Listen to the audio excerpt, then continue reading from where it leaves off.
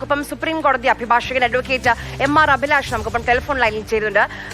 ശ്രീ എം.ആർ. അഭിലാഷ്, ഈ കഴിഞ്ഞ 10 ദിവസവും കോടതി അറസ്റ്റ് തടഞ്ഞിരുന്നില്ല. ഇന്ന് ഹൈക്കോടതിയിൽ മുൻകൂർ ജാമ്യാപേക്ഷയുമായി പോയപ്പോൾ പെട്ടെന്ന് ഇത് മെൻഷൻ ചെയ്യുകയാണ്. അപ്പോൾ കോടതിയുടെ പരിഗണനയിൽ ആ ജാമ്യാപേക്ഷ ഉള്ളതുകൊണ്ട് അറസ്റ്റ് തടയുന്നു എന്ന് കോടതി പറയുകയാണ്. അതൊരു സ്വാഭാവികമായ നടപടിക്രമമാണോ? അതായത് കേസിന്റെ മെറിറ്റിലേക്ക് കടന്നിട്ടില്ല, വിശദമായ വാദം പിന്നീടാണ്.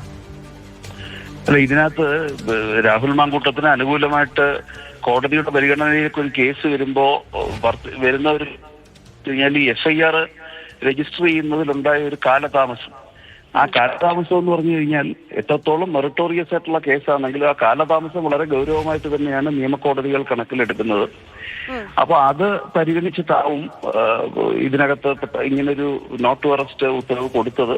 വിശദമായി വാദം കേൾക്കുമ്പോൾ പിന്നീട് രജിസ്റ്റർ ചെയ്യപ്പെടുന്ന FIRകൾ ഇപ്പോൾ ഒരെണ്ണം ഓൾറെഡി രജിസ്റ്റർ ചെയ്യപ്പെട്ടിട്ടുണ്ട്.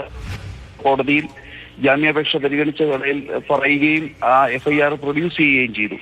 അപ്പൊ പിന്നീട് രജിസ്റ്റർ ചെയ്യപ്പെടുന്ന FIRകളൊക്കെ വരുന്ന സാഹചര്യത്തിൽ ഇതിനകത്ത് അറസ്റ്റ് തടഞ്ഞു എന്ന് പറഞ്ഞാലും മറ്റ് FIRകളിലുള്ള അറസ്റ്റ് കോടതിക്ക് ഇതുവഴി തടയാൻ കഴിയില്ല. അതുകൊണ്ട് തന്നെ രാഹുൽ മാങ്കൂട്ടത്തിന് ഇപ്പോ സ്വതന്ത്രമായിട്ട് വിഹരിക്കുവാനുള്ള ഒരു അവസരം കിട്ടുകയില്ല. മറ്റ് ഒരു FIR ഇതുവരെ രജിസ്റ്റർ ചെയ്തിട്ടുണ്ട്. ഇനി FIRകൾ രജിസ്റ്റർ ചെയ്യപ്പെടുന്ന വഴിയിലാണെങ്കിൽ അറസ്റ്റിന് അങ്ങനെ പ്രത്യേകിച്ച് തടസ്സമൊന്നുമില്ല. സംശയം കൂടി ചോദിച്ചോട്ടെ ശ്രീ എം.ആർ. അഭിലാഷ്, ഇപ്പം രണ്ടാമത്തെ പരാതി ഉണ്ട്. ആ പരാതി നമ്മളെല്ലാവരും കണ്ടതാണ്. അത് ആദ്യത്തെ പരാതി പോലെയല്ല, അതിൽ ഒരു നൂലാമാലകളുമില്ല, ഒരു കൺസെന്റുമില്ല. അത് കംപ്ലീറ്റ് അത് റേപ്പ് തന്നെയാണെന്നുള്ള കാര്യത്തിൽ ഒരു സംശയവുമില്ല. ആ പരാതി വായിക്കുമ്പോൾ FIR ഇട്ടിട്ടുണ്ട്, അന്വേഷണ സംഘം രൂപീകരിച്ചിട്ടുണ്ട്. പക്ഷെ ഇതുവരെ ഈ നിമിഷം വരെ ഇപ്പോൾ 24 മണിക്കൂർ പിന്നിടുകയാണ്. അപ്പോൾ ഇതുവരെ ആ പെൺകുട്ടിയുടെ മൊഴി എടുത്തിട്ടില്ല. അപ്പൊ അതിന്റെ ഒരു നിയമ നടപടി ഇനി എങ്ങനെയായിരിക്കും മുന്നോട്ട്? അല്ല, പെൺകുട്ടിയുടെ മൊഴി എടുക്കുക എന്ന് വെച്ചാൽ വളരെ അനിവാര്യമായിട്ടുള്ള ഒരു കാര്യം തന്നെയാണ്. കാരണം ഇരയുടെ മൊഴിയില്ലാതെ ഒരു കേസ് ബിൽഡ് ചെയ്യാൻ ഇൻവെസ്റ്റിഗേഷൻ ഓഫീസറിന് കഴിയില്ല. ഇപ്പൊ ഇമെയിലിൽ അയച്ച ഒരു പരാതിയുടെ അടിസ്ഥാനത്തിൽ മാത്രമാണ്, ഇമെയിൽ ID മാത്രം ഒതന്റിക്കേറ്റ് ചെയ്തുകൊണ്ടാണ് FIR രജിസ്റ്റർ ചെയ്തിരിക്കുന്നത്. അപ്പം പരാതിക്കാരി സഹകരിക്കുന്ന ഒരു അവസ്ഥാവിശേഷം അത് വളരെ നെസസറിയാണ് അന്വേഷണം മുൻപോട്ട് പോകണമെങ്കിൽ. അങ്ങനെ അന്വേഷണ സംഘം അതിന് ചുമതല ഇപ്പോൾ പൂങ്കോഴിലേക്കാണ്. AIG പരാതിക്കാരിയുമായി സംസാരിച്ചു എന്നാണ് നമുക്ക് മനസ്സിലാകുന്നത്. അപ്പം ഇതിലൊരു ഡിലേ അത് എന്തെങ്കിലും പ്രശ്നമുണ്ടാക്കുമോ?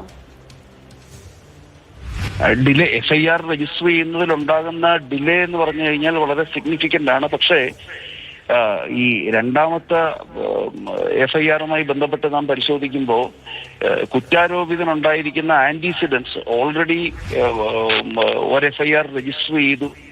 അദ്ദേഹത്തിന്റെ മുൻകാല പ്രവൃത്തികളും ഉയരുന്ന സമാനമായിട്ടുള്ള ആരോപണവും സമൂഹത്തിൽ അദ്ദേഹത്തിന്റെ സ്വാധീനവും കാര്യങ്ങളും ഒക്കെ തന്നെ കോടതിക്ക് പരിഗണിക്കുവാൻ കഴിയും. നിരവധി FIRകൾ ഒരേ തരത്തിലുള്ള കുറ്റം ചെയ്തു എന്ന് ആരോപിച്ചുകൊണ്ട് നിലനിൽക്കുമ്പോൾ കോടതി അത് പരിഗണിക്കേണ്ടതായിട്ടുണ്ട്. ആദ്യത്തെ കേസിൽ അതൊരു പരിഗണനാ വിഷയമായിട്ട് കോടതി കണക്കിലെടുത്തില്ലെങ്കിൽ കൂടിയും പിന്നീട് രജിസ്റ്റർ ചെയ്യപ്പെടുന്ന FIRകളിൽ അത് പരിഗണിക്കേണ്ടതായിട്ടുണ്ട്.